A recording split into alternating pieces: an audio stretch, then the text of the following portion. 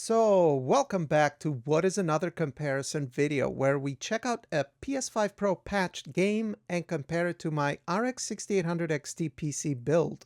The game, GoW Ragnarok. According to Digital Foundry, the patch adds a high frame rate PSSR quality mode that upscales from 1440p to 4K with an unlocked frame rate and VRR, which is pretty interesting. We actually did some pixel count shenanigans, but both seem to use the same base resolution. So we got, what was it, Alex, around 1440p? Seemed to be 1440p actually, yeah. On top of PSSR, you can also use TAA to upscale from 1440p, and you actually get more FPS. We're going to dig into this a little bit more in just a minute. But yeah, from what I've seen, you seem to be able to go from anywhere 65 all the way to 100 FPS, depending on the area, which is pretty cool. I was also looking at Analista de Bits' comparison video, and here you can clearly see if we use TAA on the left, he's averaging around 85 FPS or so, and on the right with PSSR around 75 FPS or so.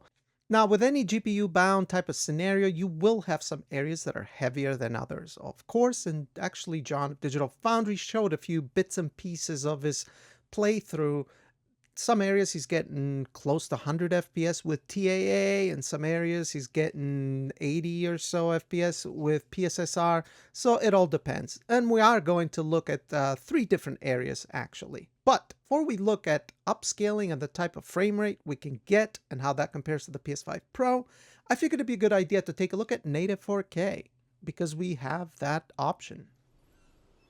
Just to quickly explain the cost of TAA versus PSSR, this is the game running at native 4K with TAA and the Ultra Graphical preset. We're getting 64 FPS. The PlayStation 5 and the Pro run the game with the Ultra Graphical preset, from what I understand, watching the Digital Foundry review and Alex's PC comparison video previously. So let's go ahead and use FSR native AA, which actually has a very similar cost to PSSR. According to that DF clip, it's about 2 milliseconds of GPU render latency. And as you can see, with FSR AA at native 4K, we're now getting 54 FPS instead of 64.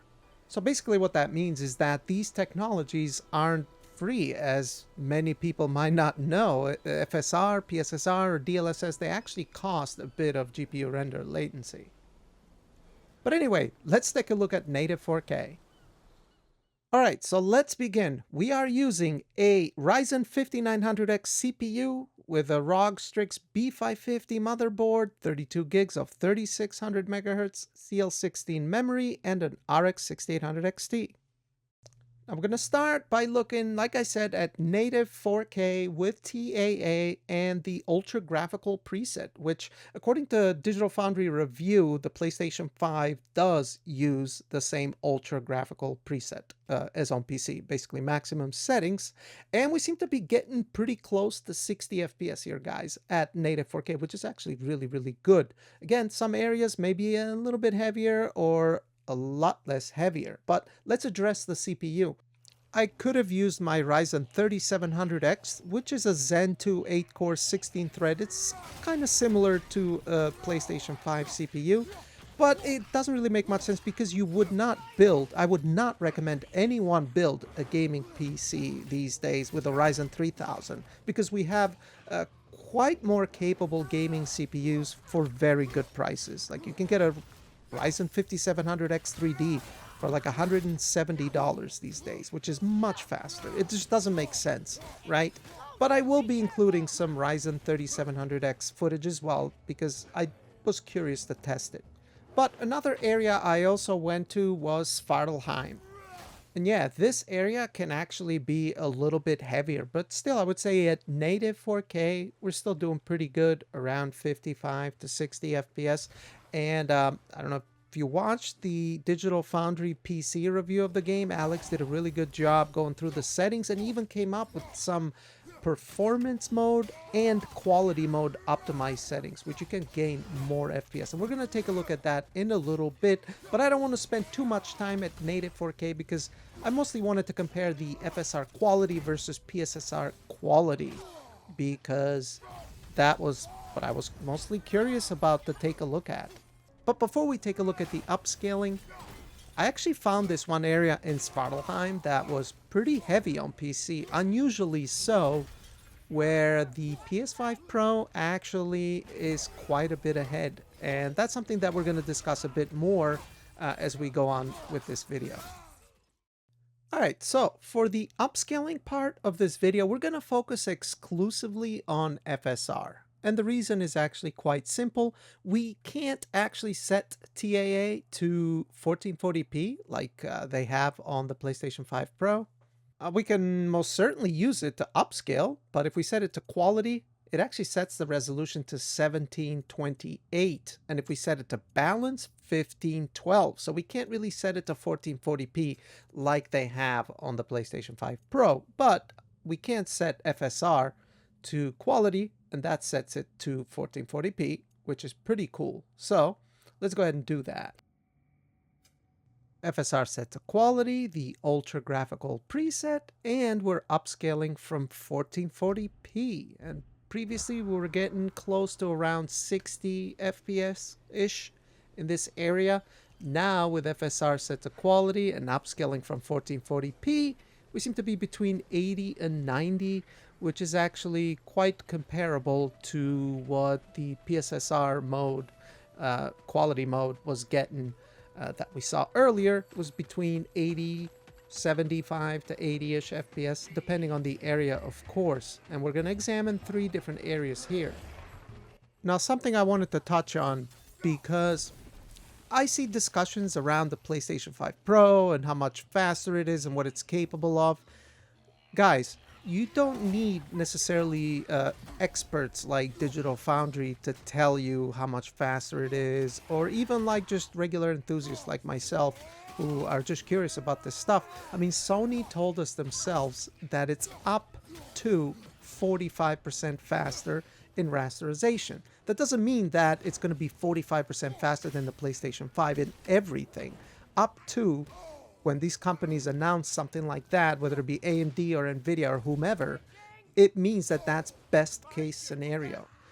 If you watch Digital Foundry's coverage, for example, because I've been trying to stay on top of it because I'm very curious about the PlayStation 5 Pro, they found that in boost mode, it was increasing FPS in GPU-bound scenarios by around 30 or so percent.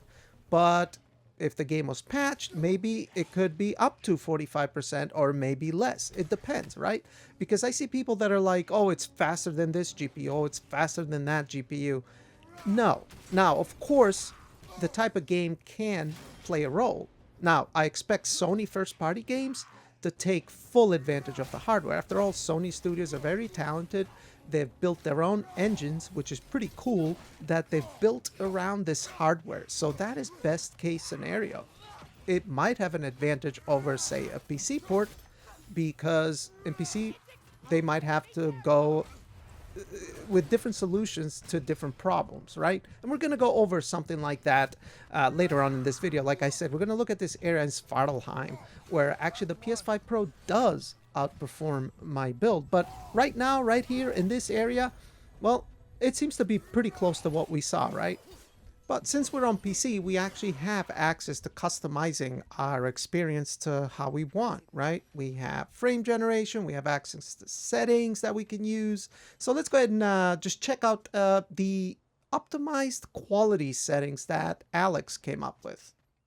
So with just FSR set to quality, we're getting around 83 FPS in this area. But let's go ahead and change from the ultra graphical preset to Alex's optimized quality settings, and I've already dialed those in my custom.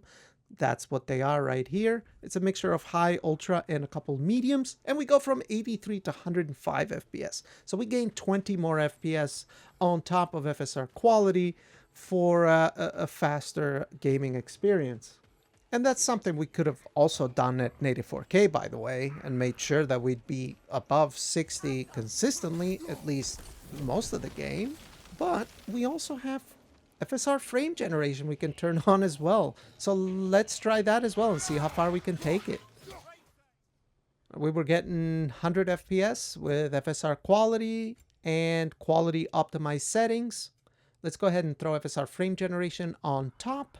And that takes us all the way to 150 FPS, which is pretty crazy. And I have to actually give it to Sony because I think FSR in this game actually looks fantastic. Even Horizon Forbidden West, Zero Dawn, and a couple other games, they've done a really good job with the implementation of FSR. It actually looks really, really good.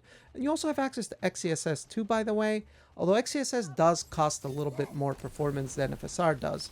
But I think FSR here looks great. FSR frame generation looks great. So that's pretty cool. We have so many options, and Sony do a really good job with their PC ports.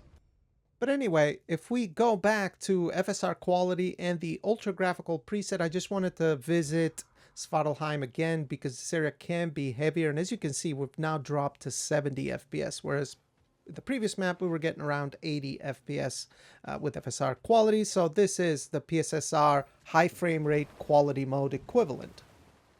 During battles, the frame rate can also fluctuate, even drop quite a bit below. It all depends, right? This game can be quite inconsistent, I guess you could say, depending on the area. But yes, Svartalfheim, I think, remains one of the more demanding areas. For example, the frozen part of the map is actually less demanding. But yeah, that's pretty cool. I'd say that's very comparable for the most part. Now let's take a very quick look at some footage that I captured with my Ryzen 3700X, and then we'll discuss the problematic area in Svartalfheim real quick before we wrap up, and I share my thoughts for what it's worth. We're now back in the jungle map, although in a different part of it. We're running with FSR quality and the ultra graphical preset. This time I'm using the Ryzen 3700X. Now, if you watched Digital Foundry's initial PC review video, you will know that this game actually ran pretty poorly on Ryzen 3000s. They were actually having trouble even hitting 60 FPS in a lot of cases, which is very unusual. That's why I say that the PC ports from Sony titles sometimes can be better optimized for PlayStation. And the main reason is because they were built around the PlayStation hardware. Sony has put in a lot of custom stuff on the PlayStation, which is pretty cool. That's some of the stuff I find pretty interesting, but that can result into things, sometimes certain effects being a lot more heavy on PC than they would normally be, right? Which I will show an example of this towards the end of the video. But as you can clearly see here, the Ryzen 3700X actually does a really good job, right? We're able to get 80 to 90 FPS while in combat here, and it's able to keep the RX 6800 XT fully saturated in this part, which is pretty cool because that's what you want, right? The reason why people are criticizing the PS5 Pro CPU is because the GPU has got a lot of nice improvements and upgrades, but that can be restricted if the CPU can't keep up, depending on the situation. And that is why you would not want to pair a Ryzen 3000 CPU with an RX 6800 XT, because it is quite capable GPU, right? I mean, it's supposed to be a little bit faster in raster than the PlayStation 5 Pros, if you look at the statistics and the averages. But either way, here, the Ryzen 3700X does pretty cool. But let's find out what its limit is. And how do we do that? Well, the simplest way is to drop FSR or drop the graphical settings. That's a pretty good way. So let's go ahead, set it to the optimized settings and ultra performance. Now this should shift the load to the CPU, and it has. As you can see, the GPU utilization is only at 80%. So now we're CPU bound. And the 3700X, at least in this area, is able to generate 130 to 140 FPS, which is pretty cool. It's pretty good. Now, while doing research for this video, I came across Markus from Gaming Tech. He actually took a look at GoW Ragnarok's new patch, looking at the different modes. And what was interesting is actually he took a look at the very beginning area of Svartalfheim. Now, I'm actually quite a bit familiar with some of these areas in Svartalfheim. So this is footage, PSSR Pro Enhanced. On the left, we have TAA. As you can see, it's about 10 to 20 FPS more. And on the right is PSSR. And we're going to be testing this with FSR quality, which would be comparable to the right side. But look at the FPS that he's getting. He's getting around 70, 74, 75 FPS in this area. So let's hop over to the PC and see what type of frame rate we get in this same area. And we're trying to mimic the same settings here. We're at 4K with FSR set to quality and the ultra graphical preset, which to my understanding and from the research I've done is what the PlayStation 5 Pro is using. It's using the quality mode, but with PSSR upscaling from 1440p like we are doing with FSR. And we're actually a little bit below than what Markus was getting on his PS5 Pro, about 10 or so FPS. So I guess to wrap things up, in the areas that we took a look at, we saw fairly comparable performance to the PSSR high frame rate quality mode, 75 to 85 FPS depending on the area. But this one particular area in Svartalheim, it looked like the PS5 Pro was a little bit ahead.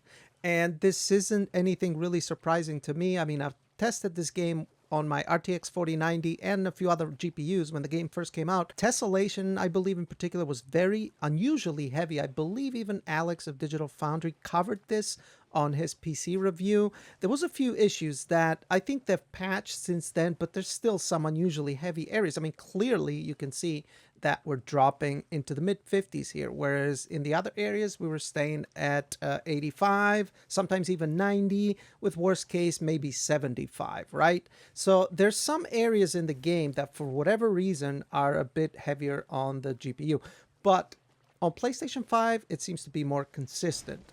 Again, Sony studios are very talented and they've built these engines around their hardware, and they have some custom stuff that they take advantage of. And I will say it again, that first party studios will be the best case for the PlayStation 5 and the PlayStation 5 Pro, as it's been the case the past few years. I mean, even with the PlayStation 4, the stuff that some of the first party studios were doing was very impressive, and that continues to be the case and will probably continue to be the case going forward.